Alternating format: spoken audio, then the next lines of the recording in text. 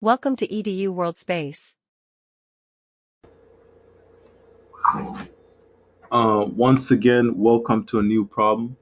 This time we have a small rocket, and the rocket burns fuel in space. So we have a rocket. It's moving and ejecting a gas. So this is a gas, and the velocity of the gas happens to be 1,600 meters per second. Remember that the rocket, uh, if it's moving forward, it means that the gas is moving backwards, and so it's going to probably have a negative velocity.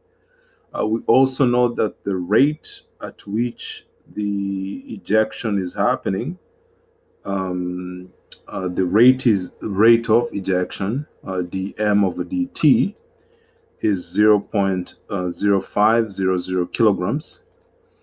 That's the rate at which the gas is being ejected. So 0.0500 kilograms.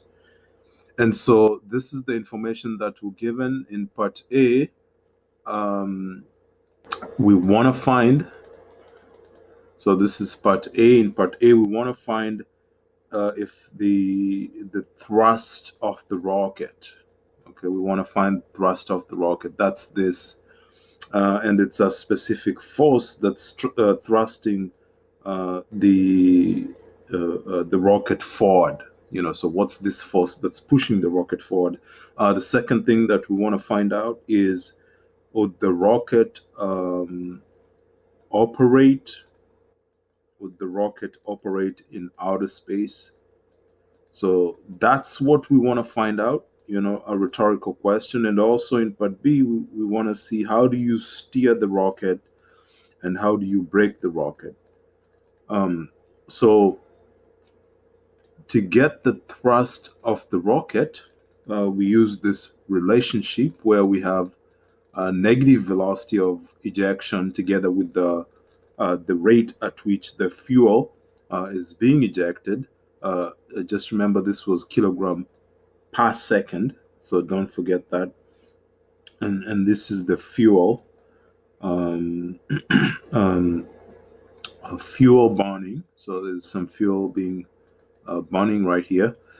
So negative velocity of ejection times the rate of ejection, and then you plug in the numbers, you get that F equals to negative of 1600 meters per second times negative 0.0500 kilogram per second. And that gives us 80 newtons. So this is the thrust of the rocket. Happens to be 80 newtons. The second thing we want to find out, or we'll do that on the other page, is how do you steer the rocket? How do you steer the rocket? That's part B. So, or before steering the rocket, can the rocket move in outer space? So we'll say the rocket, the rocket's motion depends on the thrust force, and therefore it can move in outer space, uh, since it's not dependent on the atmosphere. So that's what's happening right here. The rocket is not dependent on the atmosphere, so it can always move in outer space. The second part is, how do you steer the rocket? So the rocket is um, the rocket is steered by ejecting the fuel in a direction perpendicular to its motion. Okay, perpendicular to its motion. And then the last part is we want to know how does it break. The rocket breaks by flipping and firing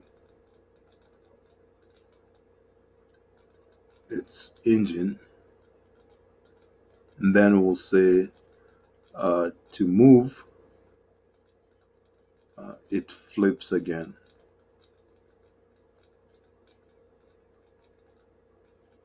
So once again, we have this problem where we wanted to find out the thrust force. We use this formula for that. F equals to negative V ejection. This is kind of like the ejection velocity. And then this is the rate of burning the fuel. Okay. So we put those two together. And then we're able to compute the thrust force, which is 80 newtons. And we also have other rhetorical questions that we're able to respond to. The rocket can obviously move in outer space because it's dependent on the thrust force. The rocket is steered by ejecting the fuel in the direction perpendicular to the motion. And also the rocket brakes by flipping. Hope you enjoyed the problem. Have a wonderful day and hope to see you in the next question. Okay, bye.